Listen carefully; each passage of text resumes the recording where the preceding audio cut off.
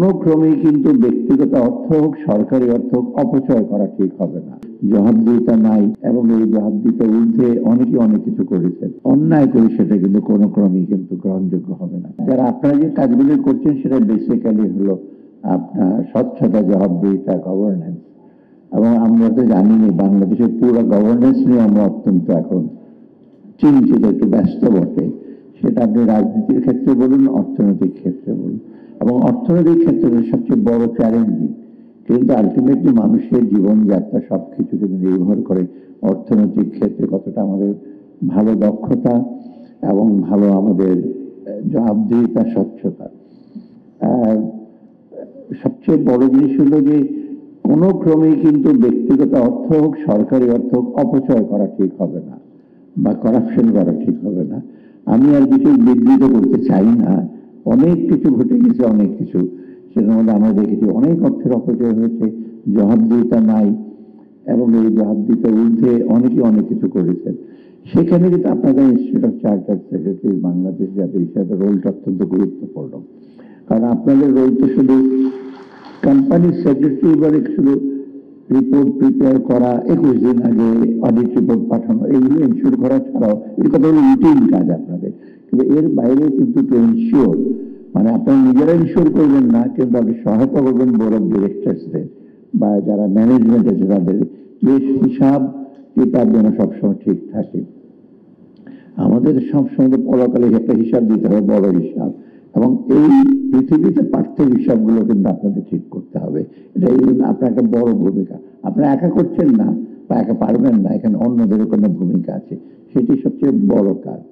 এখন আমরা দেখেছি যে অর্থনীতির ক্ষেত্রে যখন এই বিশেষ করে আপনারা জানেন বাংলাদেশে যে অর্থনৈতিক উন্নয়নটা কিন্তু বেশিরভাগই কিন্তু আমরা বলি প্রাইভেট সেক্টর, তাই না? কোম্পানির রোল কিন্তু বেশি। কারণ আমরা বিভিন্ন দাতা সংস্থা, বিভিন্ন বহুজাতিক সংস্থা এখন আলাপ আলোচনা করছি দেশের আর্থিক সংস্কার নিয়ে, আবার বিভিন্ন দেশের সহায়তা, তাদের কাছে কারিগরি এবং আর্থিক সহায়তার জন্য। সে কিন্তু বেশিরভাগই তারা প্রশ্ন করে তোমাদের ইনভেস্টমেন্ট এনভায়রনমেন্টটা কি, কেমন, এবং লোকজনের কনফিডেন্স কতটুকু। যেমন আমরা বলি ব্যাংকের সাথে কনফিডেন্স থাকলে কি অবস্থা হতে পারে, সিমিলারলি যদি আমাদের কোম্পানির উপরে যদি আস্থা না থাকে তবে কিন্তু আমাদের যে বাইরে থেকে বিনিয়োগ বলুন, দেশের যে বিনিয়োগ বলুন, এগুলো কিন্তু কোনো ফলপ্রসূ হবে না। এখানে কিন্তু আপনাদের রোলটা একটু বেশি।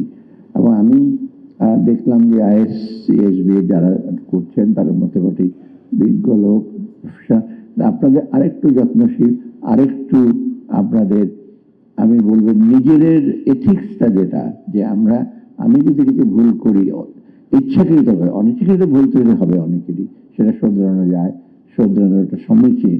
কিন্তু ইচ্ছাকৃতভাবে যদি আমি ভুল করি তবে কিন্তু, বা ভুল অন্যায় করি, সেটা কিন্তু কোনো ক্রমেই কিন্তু গ্রহণযোগ্য হবে না।